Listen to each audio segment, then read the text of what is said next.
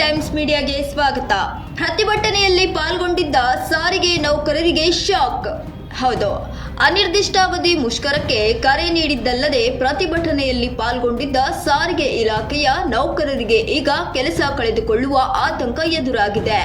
ಮಂಗಳವಾರ ರಾಜ್ಯಾದ್ಯಂತ ಸಾರಿಗೆ ನೌಕರರು ಪ್ರತಿಭಟನೆ ನಡೆಸಿ ವೇತನ ಪರಿಷ್ಕರಣೆ, ಹಿಂಬಾಕಿ ಬಿಡುಗಡೆ ಸೇರಿದಂತೆ ಹಲವು ಬೇಡಿಕೆಗಳ ಈಡೇರಿಕೆಗೆ ಒತ್ತಾಯಿಸಿದರು. ಈಗ ಪ್ರತಿಭಟನೆಯಲ್ಲಿ ಪಾಲ್ಗೊಂಡ ನೌಕರರಿಗೆ ನೋಟಿಸ್ ನೀಡಲಾಗಿದೆ. 38 ತಿಂಗಳ ವೇತನ ಹೆಚ್ಚಳದ ಹಿಂಬಾಕಿ ಬಿಡುಗಡೆ ಮಾಡುವಂತೆ ಹಾಗೂ 2024ರಿಂದ ವೇತನ ಪರಿಷ್ಕರಣೆ ಮಾಡುವಂತೆ ಸಾರಿಗೆ ನೌಕರರು ಪಟ್ಟು ಹಿಡಿದಿದ್ದರು. ಸರ್ಕಾರಿ, ಅರೆ ಸರ್ಕಾರಿ ಹಾಗೂ ಅಗತ್ಯ ಸೇವಾ ನಿರ್ವಹಣೆಯಲ್ಲಿರುವ ನೌಕರರು ಕರ್ತವ್ಯಕ್ಕೆ ಗೈರು ಹಾಜರಾಗಿ ಪ್ರತಿಭಟಿಸುವಂತಿಲ್ಲ. ಇದರಿಂದಾಗಿ ಸಾರ್ವಜನಿಕರಿಗೆ ತೊಂದರೆಯಾಗುತ್ತದೆ. ಹೀಗಾಗಿ ಅಗತ್ಯ ಸೇವಾ ನಿರ್ವಹಣೆ ಕಾಯ್ದೆಯಡಿ ನಿಮ್ಮ ವಿರುದ್ಧ ಏಕೆ ಕಾನೂನು ಕ್ರಮ ಜರುಗಿಸಬಾರದು ಎಂದು ಸ್ಪಷ್ಟೀಕರಣ ಕೇಳಿ ಸಾರಿಗೆ ಇಲಾಖೆ ನೌಕರರಿಗೆ ನೋಟಿಸ್ ನೀಡಿದೆ. ಸಾರಿಗೆ ನೌಕರರು ಮುಷ್ಕರದ ಬಗ್ಗೆ ಹೈಕೋರ್ಟ್ನಲ್ಲಿ ಸಾರ್ವಜನಿಕ ಹಿತಾಸಕ್ತಿ ಅರ್ಜಿಯನ್ನು ಸಲ್ಲಿಸಲಾಗಿತ್ತು. ಅರ್ಜಿಯ ವಿಚಾರಣೆ ನಡೆಸಿದ ನ್ಯಾಯಾಲಯ ಪ್ರತಿಭಟನೆ ಮುಷ್ಕರವನ್ನ 1 ದಿನ ಮುಂದೂಡುವಂತೆ ಸೂಚಿಸಿತು.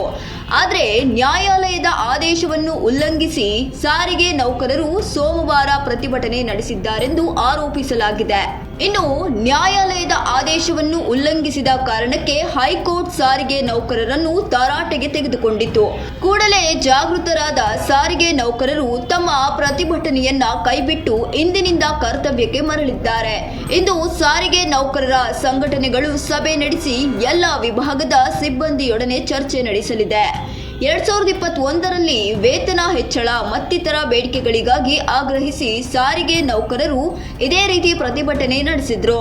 ಆಗಲೂ ಸಹ ಎಸ್ಮಾ ಕಾಯ್ದೆಯಡಿಯಲ್ಲಿ ಹಲವು ನೌಕರರನ್ನು ಕರ್ತವ್ಯದಿಂದ ವಜಾ ಮಾಡಲಾಗಿತ್ತು.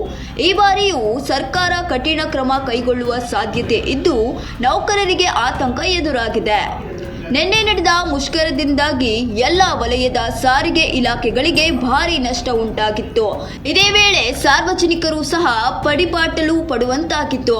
ಪ್ರತಿಪಕ್ಷಗಳು ಹಾಗೂ ಸಾರ್ವಜನಿಕರು ಸರ್ಕಾರದ ವಿರುದ್ಧ ಮುಗಿಬಿದ್ದಿದ್ದಲ್ಲದೆ ಗೃಹಶಕ್ತಿ ಯೋಜನೆಯಿಂದಾಗಿ ಸಾರಿಗೆ ಇಲಾಖೆಗಳು ಭಾರಿ ಲಾಭದಲ್ಲಿದೆ ಎಂದು ಸಿಎಂ ಸಿದ್ದರಾಮಯ್ಯ ಘೋಷಿಸಿದರು.